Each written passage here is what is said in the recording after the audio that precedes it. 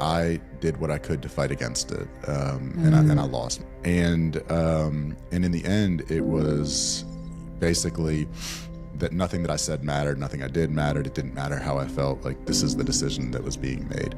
I would say that the impact of the abortion was devastation. In all reality, I was absolutely powerless.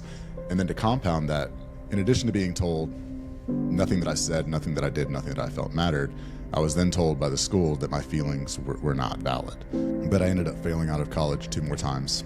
In 2005, I was at the end of a 7-year methamphetamine addiction, homeless, unemployed, overdosing on a hotel room floor and waiting for the police to come and arrest me.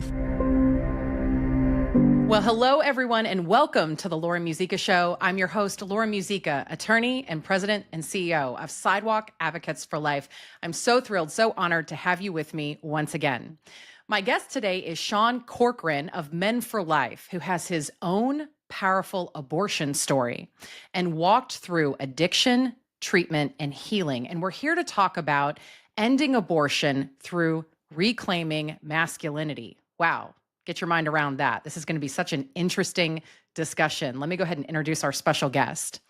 The loss of his first son to abortion left Sean with a sense of deep loss and also of being lost. Struggling at the time to process his grief, the 8 years that followed were wrought with homelessness, drug addiction, unemployment, a criminal record, depression and isolation, and failing out of multiple colleges. But he found his way into treatment. Now, 20 years after treatment, Sean lives in Louisiana with his wife, Dr. Michelle Corcoran, and their 5 children, 3 of whom are adopted. He retired from a successful law practice so that he could be more present with his family. And in August 2024, accepted the role of CEO of Men for Life, a national nonprofit. He is a national speaker at fundraisers and events, as well as men's conferences. His new book, The Catalyst: How Men Can Change the Culture and End Abortion, is set to be released this fall. Let's go ahead and welcome to the program, Sean Corcoran. Hello there, Sean. How are you doing? Hey, Lauren, I'm good. How are you today? So good. So great to have you. You don't know how many people came to me and said, you have to interview Sean. So I'm so excited that this interview is happening. And Me too. You've got quite a story, quite a testimony. I can't wait to dive right in. So let me go ahead and start out with kind of a hard-hitting question. Yeah. You have walked through an abortion experience as a man, and I would love to know, how did that experience of losing your son to abortion impact your life? Yeah. So, when that conversation happened when I was 19 years old, I did what I could to fight against it. And I lost. My dad flew in to where I was going to college. The young lady's mom flew in to where, to the same place. And they talked. My parents offered to adopt the child. So we did everything that we could do to fight against it, just to kind of give that perspective. And in the end, it was basically that nothing that I said mattered, nothing I did mattered. It didn't matter how I felt. Like, this is the decision that was being made. And that is really what impacted me, because it's that sense of powerlessness, because in all reality, I was absolutely powerless. And then to compound that, the way that it affected my grades, I ended up failing out of college. The young lady also had school trouble. She had gone and talked to the counselors, and they waived some of her classes so that she wouldn't be impacted. And when she told me this, I went and talked to the same counselors, and and then just like a double whammy, they let me know that this isn't something that was my problem, right? That I could not be affected by this. So in addition to being told nothing that I said, nothing that I did, nothing that I felt mattered, I was then told by the school that my feelings were not valid. And so I internalized that, which is what men are really good at, internalizing their feelings. And so I internalized that and just tried to move on with my life. I moved back home. I went back to school, but I ended up failing out of college 2 more times. And in 2005, I was at the end of a 7-year methamphetamine addiction, homeless, unemployed, overdosing on a hotel room floor and waiting for the police to come and arrest me for stealing from my previous employer. And, and then to really shorten the story, I ended up getting into treatment the next day. I didn't get arrested. I don't know that it makes my story any better to say that I don't actually have a criminal record, because I was engaged in lots of criminal behaviors. I just never got caught. And so I went to treatment the next day, and it was in treatment that the counselor, as they were walking me through my life, trying to figure out like what got us from point A to point B, stopped me at the abortion and said, "Hey, I think we should talk about this." And so at this point, she's one of 5 people who knows, right? It's me, the mother of my child, her mom, my dad, and now this counselor. And it was the first time anybody gave me permission to really feel, and permission to think about it and permission to grieve, and she did what a lot of abortion healing ministries do. She had me name my child. I named him Michael. She had me write letters asking for forgiveness from Michael, from my younger self, forgiving a letter forgiving the mother of my child, and kind of helped me to begin that healing process. So I would say that the impact of the abortion was devastation. Self-destructive behavior. It's something that we see a pattern of. I'm more familiar with the pattern that we see in men than I am with women. But the more I talked to women about this who are in healing ministries, it seems to be very similar. That whether it's drugs or alcohol or promiscuity or risk-taking behaviors, it's really, for me, even though I didn't make the connection the entire time that what I was trying to cover up was the abortion. What I knew was I didn't like the way I felt, and I wanted to feel different. And so I was just doing anything and everything that I could to feel different. And so, that's the condensed version. That is just powerful. Wow. Thank you for sharing that, Sean. Let me ask you this. Why do you think society, I'm going to ask you potentially a dumb question, right? Why do you think society is so quick to silence men, to tell men that they don't have a voice on this, that it doesn't affect them? And then, again, how did you experience differently? Yeah, I think that the abortion industry in particular is quick to silence anyone who can disrupt their narrative. Anyone who can change what it is that they are trying to accomplish. We know from studies that 70% of women have said that the most influential person in the decision to choose life or to choose abortion is the father of the child. So if the abortion industry wants to continue to push abortion, they have to silence the father. It's not only important that the father of the child not be able to have a voice in that decision, but it's important to shut him down at this point, right? It's important to shut him down at the point where he says, "Hey, I was impacted by this," because if I was impacted by this, then it's not women's health, right? It's not about reproductive health. If I was impacted by abortion, then it's a much bigger issue than what they want to sell, and it's all sales, and that's just kind of how it all works. And that's how evil works. If you go all the way back to Genesis 3:6 and you look at Satan in the garden talking to Eve, the whole idea was to separate the union between man, woman, and God.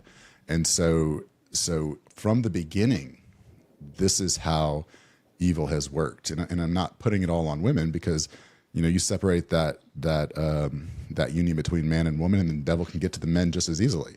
And so I think that separation of union between man, woman, and God is how evil persists. Yeah, absolutely. And I know we're going to be talking about what it means to reclaim our masculinity, right? And reclaim even authentic femininity as well. This whole thing kind of leads right into my next question. We've got 1 in 5 men who lose a child to abortion by the age of 45. So why aren't more men talking about it? And I think you've already kind of touched on this a little bit more, but And even the idea that especially a man is prone to burying a lot of this, right? Right. Why aren't more men coming forward and saying this is part of my story?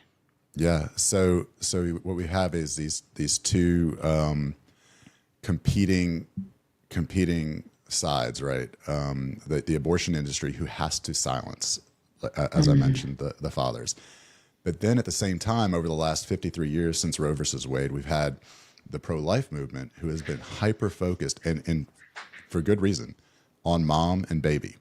But in being hyper-focused on mom and baby, we've just kind of neglected to look at the father. We've overlooked the father.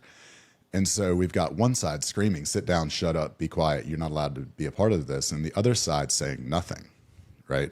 Wow. And so even the pro-life men, have gotten to a point where, it's just kind of like this thought that, well, this is a women's issue, and it not, this is a women's issue, so I'm okay with abortion even, but this is a women's issue, so I don't talk about it. I'm talking at a men's conference Saturday, and that's part of what I'm going to be talking about is, that I believe, without knowing this, that 95 to 100% of the men at this Catholic men's conference are pro-life. However, I also know from doing this before that they are going to be really uncomfortable with me talking about abortion, because it's just something that men don't talk about, and so how do we break that? I think is the right, the bigger question, like, how do we break that? And I believe that we break that by men talking about it. The reason men don't talk about it is because men don't talk about it. And what I've learned in my own personal experience, and the reason that I'm here, the reason that I'm doing the work that I'm doing now, is because even after treatment, it was another 8 years before I talked about it. It was at a men's retreat, that not an abortion healing retreat, just a men's retreat. And men who I knew and respected, who were older than me, and business owners and in the community, and were sharing these heartbreaking stories from their life, of things that had happened, that either they were responsible for it, or maybe something just happened, in their family, and for whatever reason, the tone of that retreat, I felt safe for the first time. Like, I just felt like I didn't even know all these guys, but I knew that I was on holy ground. I was in a safe space, and I could say anything that I want without being judged. And so that was the first time after treatment that I talked about it, and I just let it all out. Right, I just unburdened myself, and then what happened next was really powerful. And what happened was, I had 3 different men come up to me privately after that and say, I haven't told anybody this in 20 years or in 30 years or in 40 years, but I lost a child to abortion. And it happens every single time I talk. And it could be men who fought against it like I did. And it's also many times men who pushed for the abortion, or or coerced, or I'm even going to say forced, because I do think there's men who abuse their position of strength, in failed masculinity. They abuse that position of strength to manipulate and push for the abortion, and they still deal with this shame and regret and guilt and loss. And so that really that experience led me to understand that me sharing my story isn't just healing for me, but it opens the door for other men to heal. And so, so when I good. took over this position at Men for Life, that was the initial thought was, low cost of entry. All I need is a camera and a microphone to start a podcast and share stories of as many men as I could who have lost a child to abortion, so that men would see it and realize they're not alone. Yeah. That's expanded greatly, but that was the initial goal. And in January to June, and we've only got 19 episodes out, but January to June across all platforms, we've had over 500,000 views. So, Wow. so I think people are seeing it, you know, and I get lots of comments from guys who they don't say much because men don't say much, but they say, you know, just really fast, like I lost a child to abortion when I was 20. You know, Yeah. Yeah. Oh man, so powerful. I'm so grateful for your voice, Sean. And I imagine that you're helping so many men heal by just allowing them to also have a voice for their own story, right? And I hear you saying like we got to create a safe space for this. I know one of the things that we were talking about just before the show is what real masculinity looks like, and part of masculinity is talking about it, is facing the hard stuff, right? right? So I'd love to talk about how a lack of masculinity is contributing to the abortion problem. Like, can you outline for us, like, what does it look like to be a man Yeah. and to provide leadership and even in your own story, and to invite other men into that and invite them to heal and reclaim what God has put in front of them? Yeah. So I think, okay. So to really simplify the idea of masculinity, you know, I like to think about it in terms of biblical masculinity, because I think everything based on a foundation of the Bible is the right way to start. Yeah. And I think the answers are there. And so, and not only, look, I'm just going to be completely honest, not only are the answers in the Bible, but they're so much easier to find now, because you can literally, and I did this earlier for my talk, type the question into Chat GPT and say, where is this in the Bible? And it will give you all the verses. So, Yeah. so the Good use answers of AI. are in the Bible. That's right. The answers Yeah. are in the Bible. But masculinity, you know, from the sense that Men for Life is focused on it, is to live for something greater than yourself. I think that's the easiest way to say it. You know, to protect, to provide, to lead, to be present, I think is really important. You know, and I think that if someone is serving, leading, protecting, providing, then they're living for something greater than themselves. And I think if you contrast that to what's out there right now in social media, you know, and I need to find somebody other than Andrew Tate to use as an example, because eventually he might start gunning for me, because it's the only name I know. But you know, it's self-serving. You know, what they're selling is something that's self-serving. Like, you know, go make a lot of money, buy a bunch of expensive stuff, and then you'll get the woman you want. And the reality is that you go do those things, you're going to get the woman that wants that. You know, and Ooh. that's fleeting, right? That's not permanent. That's hollow. And so what we want to do is, and we're working with pro-life pregnancy centers to reach these young men at the point that they come in with mom for the ultrasound, you know, with this idea of biblical masculinity, with this idea that there is something more. And we know that they want it, right? Because if they didn't want it, then all these people selling this masculinity, this other version of masculinity, they wouldn't exist. They wouldn't be so popular. So young men are yearning for something greater, and they're finding it wherever they can find it. And so knowing that, and knowing that we can reach these young men, our goal is to reach them when they come into the pregnancy center, and on that first day, just to get them excited to come back. And then throughout the next couple of weeks of the program, or the first few weeks of the program, not even really talking about pregnancy, just getting them excited about what it really means to be a man. Because many times they didn't have an example, you know, but getting them excited about that. And the really cool thing about this is that it's not just young men who are yearning for something greater. It's all men.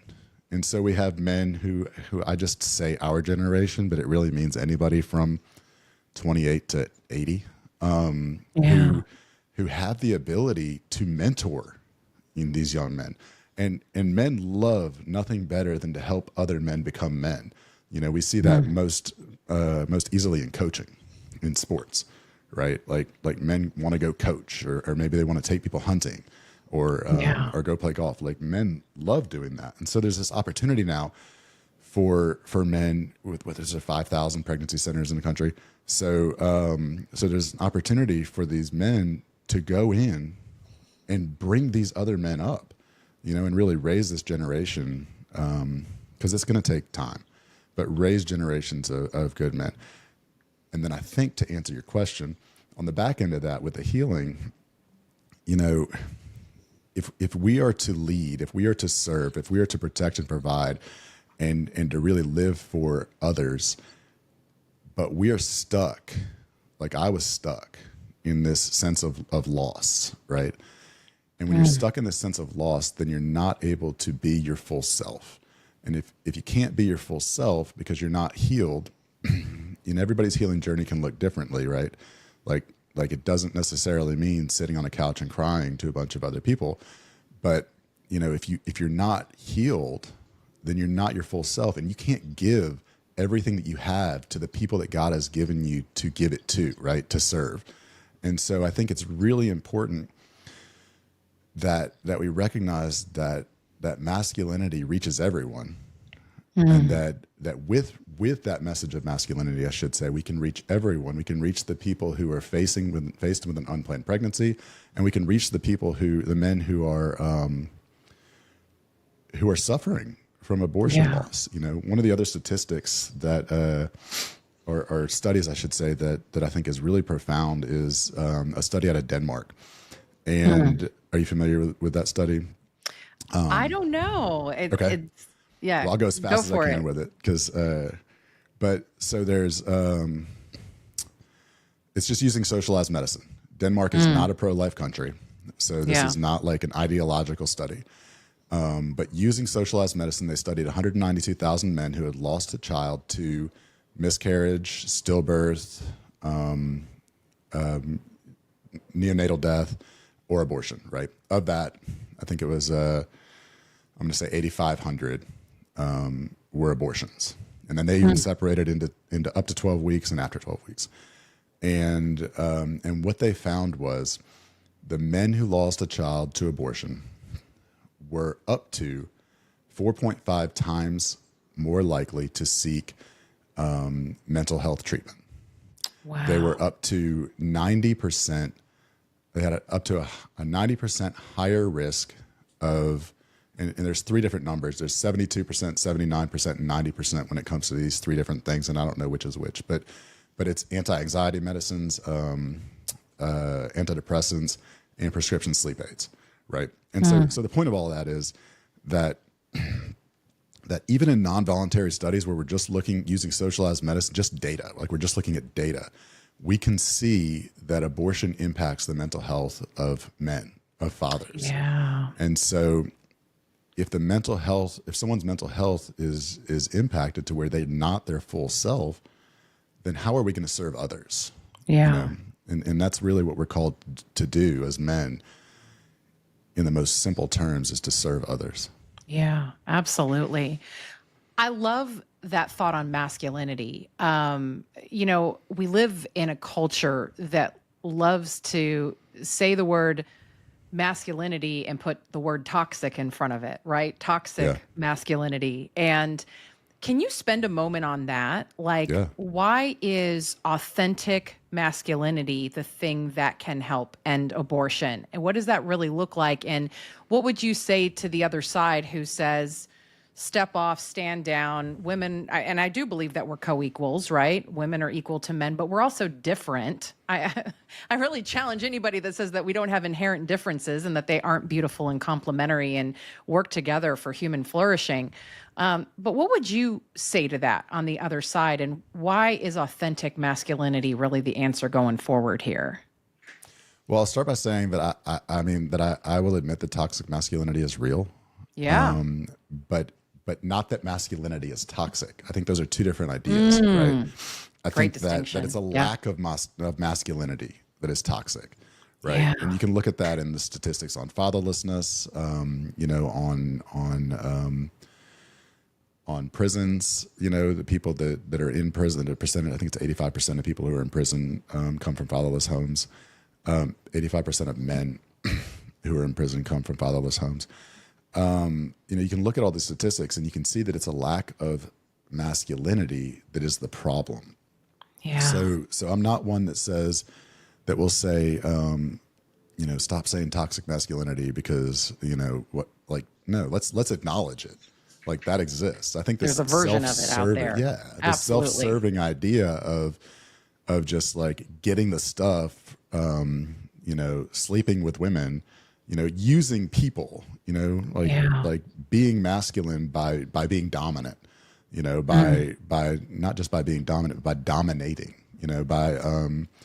by using everyone else to get what it is that you think that you want, versus real and authentic masculinity, which is a use of yourself for the benefit of others.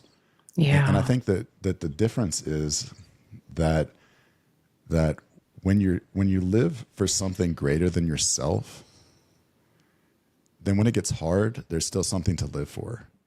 Right? Ooh. There's still a mission there that is important, because when you're only living for yourself, then there's nothing to push you whenever you decide, hey, I'm tired. Like, I'm tired. Well, I'm living for myself, so I'll just, hit the snooze button 47 times. As opposed to, like in my house, there's no snooze button because there's 5 alarms, and they all come in at about 6:15. So it's but I can't just say, hey, sorry guys, I'm not up to this today. It's even if I feel that way, Right. and and you don't have to have 5 kids to be living for something greater than yourself. I mean, God calls us to live for something greater. Like God calls us to live for Him, right? And the greatest example we have of masculinity is Jesus Christ, who put it all on the line for everyone else, right? Yeah. And that's what we are called to do. Every day is to try, even though we will never succeed fully, to try to emulate that example of Jesus Christ. Oh, so well said. Beautiful, beautiful. Sean, let me ask you this. What would you say to a gentleman who's listening to this today who says, I'm just a mess right now? Maybe abortion is part of their story. Maybe it's not. They're struggling. They've got a lot buried. They're trying to hold space for themselves, trying to show up for the people that they love. And they don't even know where to start, how to begin the healing journey, how to be the man that they're called to be. What would you say to the man who's listening right now and trying to sort through all of that? I would connect him to other men. I would, it would be much easier if I was having this conversation in person, because there's so many resources, and I have, each individual story is different. But I shared with you before we recorded that a couple of weeks ago I was coaching a men's event, and it was not a men's healing event. Like, it was just men who know that there's more, who know that they can be more. They want to be the best husband, the best father, the best man that they can be, right? Yeah. And so all 12 of the men who were there had a different story. And all of them had different levels, of stress, But to them, and this was an important part of it, to them, what they found to be the most stressful was equal to what this other person may have found to be the most stressful. To put it in an example, one of the men was struggling really bad with an addiction to nicotine. Okay. And hiding that. And in my mind, having been a meth addict, that's I hope when my son is 30 years old that the biggest problem he has is struggling with nicotine, because we can work through that, Easier but walk. to this young man, this was a huge deal, and it was just as important to him as was important to another man that maybe was struggling with something that society even can see as, wow, that's a really big deal. And so all that to say that that that the example that you put out there of a man who is struggling, that's broad, right? That is a There's a lot widespread in there. problem Yeah. in America, especially because that's all that I'm familiar with in this sense. But I don't know. There'll be a couple hundred men at this Catholic men's conference on Saturday. But the reason that most of them are there is because they want something more. They may not even know what it is, but men want something more. Like all men are struggling in some sense, and they want something more. Some of them, it may just be fellowship, right? But for most of the men, it's that they feel a hole of some size, and they want to figure out how to fill it. And so I think there's so many opportunities, to get back to the answer to your question. There's so many opportunities for men.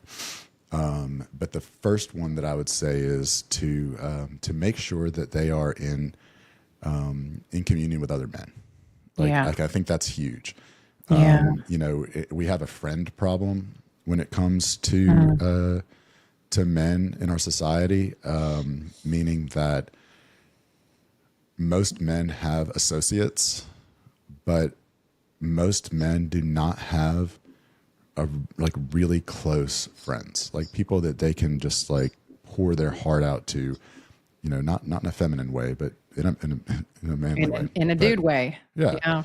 But just like let it all out. And so if you don't have anybody to whom you can let it all out, then you're keeping it all in. And, and we shared also before we started recording that men connect with men. And so there's some things that men aren't going to share with a woman, and we would hope, of course, that you'll share everything with your wife, but this isn't a podcast on marriage. So I don't need to get into that, but you know what I'm saying? Like there's things that I would be more comfortable sharing with another man than I would even with Michelle. And there's things that if I shared them with Michelle, it would stress her out to the point that it's not even like equal to what's going on. And that would just stress me out, So having men to whom I can go and say, hey, let me tell you what I'm dealing with right now. And know that they may be dealing with something similar, or they may have dealt with this in the past, or at least they get it from the perspective of a man. Right. So that's the first thing that I would do is reach out to another man. Yeah. And I would guess too that the men that you surround yourself with, that's important too, right? 100%. The direction it takes you. I guess that's really for any and all of us, right? Yeah, there's I feel like this is the title or the theme of every men's conference or men's event that exists, but it's iron sharpens iron. Yeah. And I think that if you think about like what's the opposite of that, right? Like you can be soft and you can polish, but we don't want to be polished. Like we want to be sharp, right? We want that sword to be sharp, and that requires a challenge. And people can't challenge you if they're not living the same type of goals that you're living, right? Yeah. If they like somebody who, and nothing that I say is villainizing anything I'm talking about, I'm just using examples, but someone whose goal is to, to have the best marriage, to be the best father, like if all of that person's friends are at a bar 6 nights a week, ignoring their families, and not doing that, then those men are not the people that are going to help you to achieve that, right? Right. Like you want, one of my great friends and mentors is very clear every time he talks to any group of men. He says, I guarantee you that I will out-husband you. I will out-father you. Like, and I will go to my grave making sure that I've done this. And he says that to everyone because that love is his it. goal, you know, Yeah. and that's who I want in my life. Like Yeah. I want somebody who reminds me that while husbanding and parenting may not be a competition, maybe it should be, you know, in the sense that we're all working to be the best, you Yeah. know? And Best so, versions of so I think ourselves. that having the right friends, I mean, you can even go back to when I was on drugs. You know, the first thing that I knew that I needed to do whenever I left treatment was throw my phone away. You know, so I had Wow. no way to contact anybody. And the next thing that I was going to do was go to the military. And so like I threw my phone away and I like started training to go to the military and ended up not going to the military. I ended up going back to college and to law school. But that whole idea was like everyone that I knew had the potential to bring me back to that spot. And I Yeah. didn't want to be back there. I wanted to be up here. And Yeah. so until and then I found a really good friend who was up here. And that's when I was able to make that decision that, hey, I don't have to go to the military and I don't have to do drugs. Like I can go back to where I would have been if that whole period hadn't happened. And so I really Wow. think that, you know, having friends who inspire you by the way that they are living and what they are living for, and it's going to be like people who inspire are living for something greater than themselves. It really brings us back to that definition of masculinity. Yeah. Yeah. Men who love God, men who love family, men who love marriage, men who love Yeah, children, right? And right. all of that. It doesn't mean that they can't go and play golf or, That's right. get out and have time with other men. Like you said, so important. 100%. I know one of the shows that I listen to a lot is Dr. John Deloney. He's the mental health Yeah. expert over at Dave Ramsey's business and team. He talks about how men need to be with other men, right? That there's Yeah. just some things that wives and women cannot provide. And it's the same thing for women. I'll say on this side, we got to go out and I got to go do pottery painting with the gals once a month, right? I've got to Yeah. go. And there's just things in certain ways that I talk about things that women are going to understand that my husband's not. Last couple questions here, Sean. For the women who are listening to this and they've got a man who's important to them in their lives, who is struggling, maybe a brother who's been through an abortion experience. Yeah. You know, we are daughters, we are sisters, we are wives. How do we approach that? What can we do to invite the men in our lives to that something greater and maybe even to healing as well? That's a tough question because everyone's relationship is different. But Yeah, if you're in a that's fair. position to where you are comfortable enough to do this, you know, I think that the throwing down the gauntlet, so to speak, and saying, "Hey, you need to talk to somebody." And look, I am still at a point where I'm comfortable saying any and every single person that contacts us through Men for Life, I will speak to personally. Yeah. You know, I can't necessarily help everyone, but I Yeah. can listen and I can tell them who can. You know, I've gotten to the point where I've made enough connections with amazing people who are doing amazing work in abortion recovery, and you know, and I can hear someone's story and say, hey, this is a person who I think could probably be the right person to help you through this. But in that conversation, you know, there's healing, right? Yeah. And look, honestly, in that conversation, there's healing for me too. And so I think that it's a matter of saying, hey, you know, not, you know, obviously if it's your husband and he's struggling with this, it's not a, hey, either you talk to somebody or I'm going to leave you. I'm not suggesting that as a gauntlet, but, you know, challenge them, you know, get back to the iron sharpens iron, like iron sharpens iron by chipping away the dull spots. And so, you know, challenge them to, just be honest, I guess, you know, that's Yeah. tough because every relation, you know, I was a divorce lawyer for 10 years. And so I'm aware that every relationship is different, and I would never want to put somebody in a position by me giving them advice on this to where they say something that negatively impacts their Is detrimental. Yeah. their marriage. So I guess to make sure that the man knows that things exist, and that people are there, I mean, send them to one of our podcasts and to where you can hear a story from another man. That's what broke me out of, even in 2022 when I quit practicing law. I went through this huge identity crisis. Like, I knew that I was not doing the right thing by practicing law because I was never here in my house. Like, I was never here even when I was here. Yeah. I wasn't being the husband, the man, the father that I knew that I wanted to be. So I knew I did the right thing. But man, when I stopped, like, I was lost. And because that was the identity that I had built for since I left treatment. Yeah. And so, and it took me listening to podcasts, and it was fast. Like, it was July of 2022. I was listening to a podcast. That same mentor that I have, that same friend who says that he will out husband, out father, out whatever you, had said something, quoted somebody.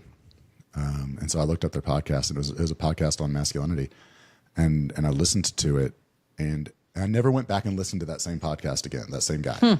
But the guest that he had on drove me to make a bunch of decisions that led me to meet other people, that kind of got me out of it. And that's where, I shared, at that point I was like 300 pounds, and, and that's what got me back in shape. That's what got me, not back in shape. I've always been big, but that's what got me in shape for the first time in my life. That's what kind of led me to really seeking something greater, and no longer was my identity then Sean the attorney. It was, what am I doing for the people that I'm serving? And so that's a really long way to get back to your question of, point them in the direction of someone who might inspire them.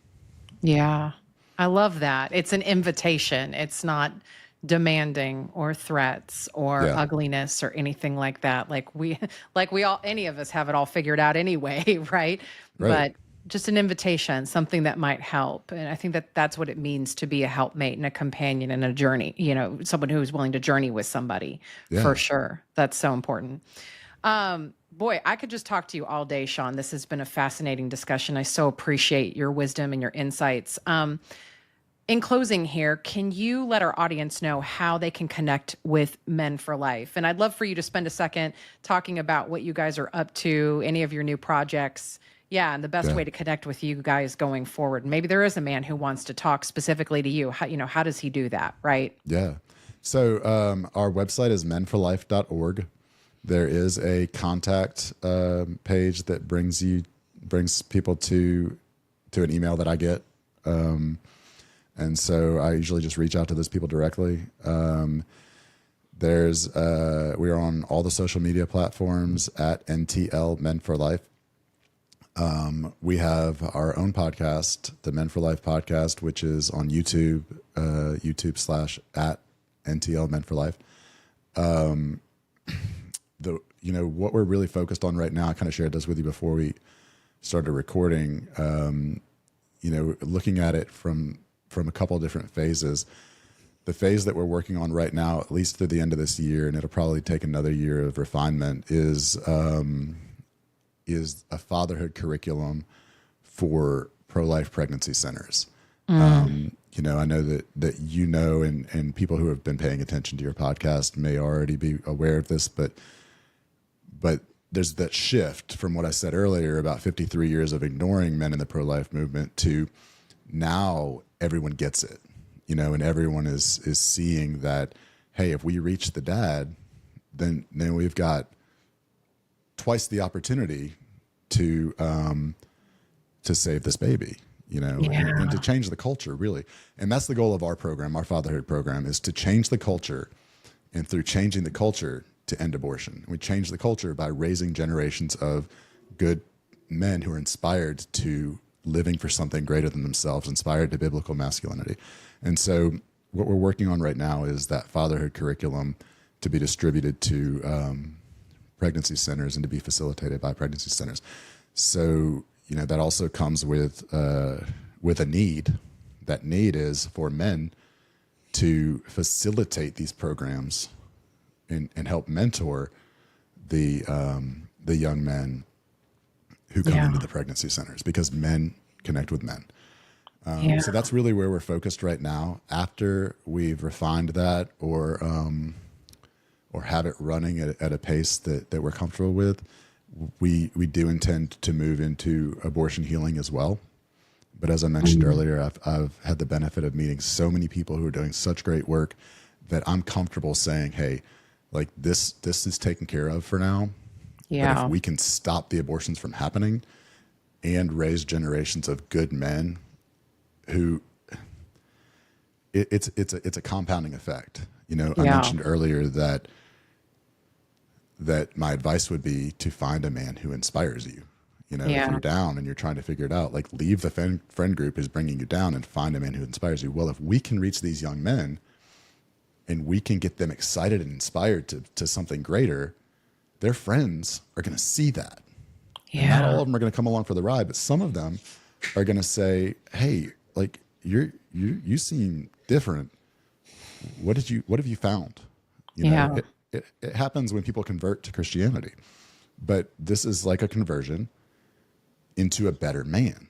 I love that. And so some of those guys will be left behind because they're not going to see it, or they're not going to be interested in putting in the work. But some of them, will see their friends and say, hey, I want what you have.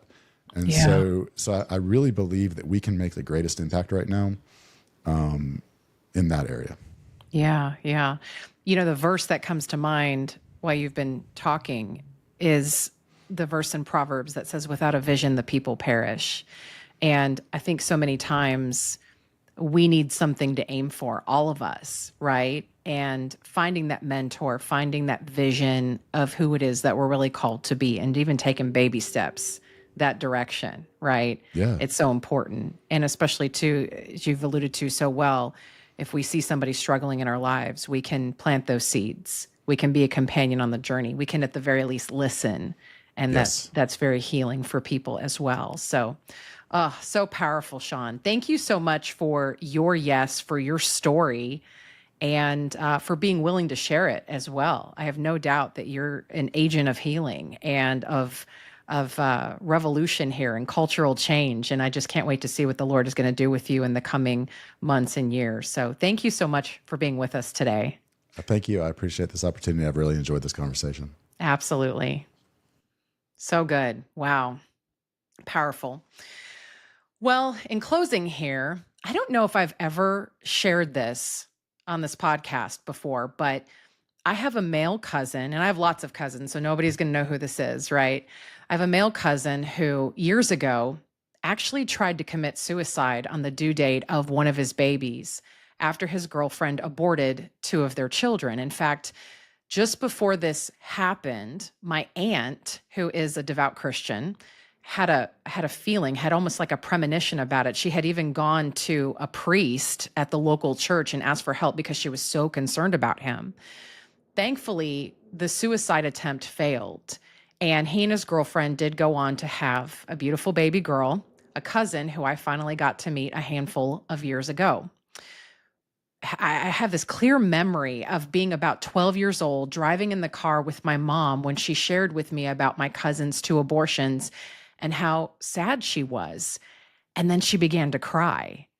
She cried over my nephew's loss and the loss of these two lives of our family members.